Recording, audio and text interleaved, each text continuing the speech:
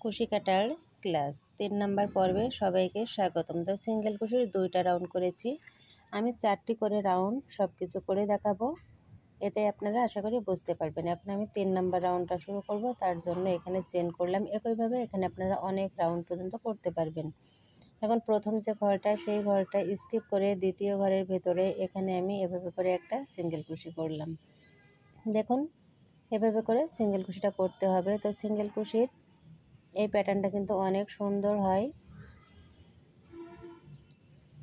এরপরে আমি দেখাবো কিভাবে হাফ ডাবল কুশি করতে হয় সিঙ্গেল কুশির পরে। তো এখানে কয়েকটা রাউন্ড করে দেখাবো, অনেকে বুঝতে পারে না কিভাবে রাউন্ডটা বাড়াতে হয়।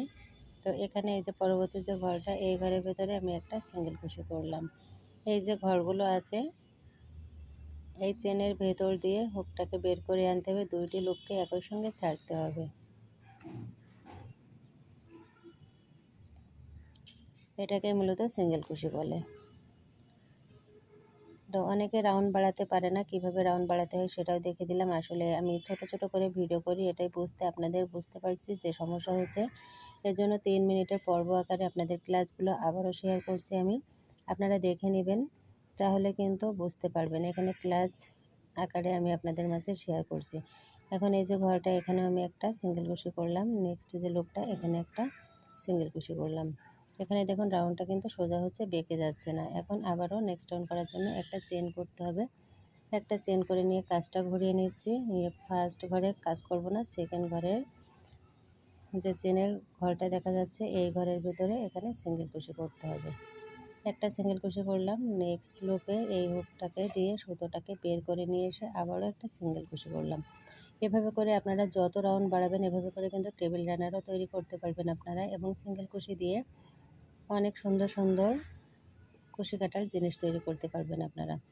দেখুন আমি একটু কাজ স্লো করছি, একটু দ্রুত করছি, কারণ অনেক স্লো আকারে দেখালে ভিডিওটা অনেক বড় হয়ে যাবে। আমি চেষ্টা করছি 3 মিনিটের ভেতরে কাজটা কমপ্লিট করার জন্য।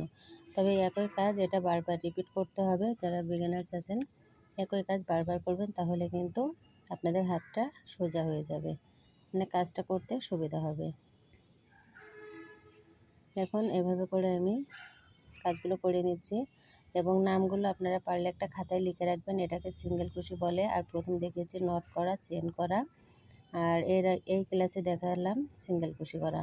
তো ব্যাস, সিঙ্গেল কুশির এখানে আমার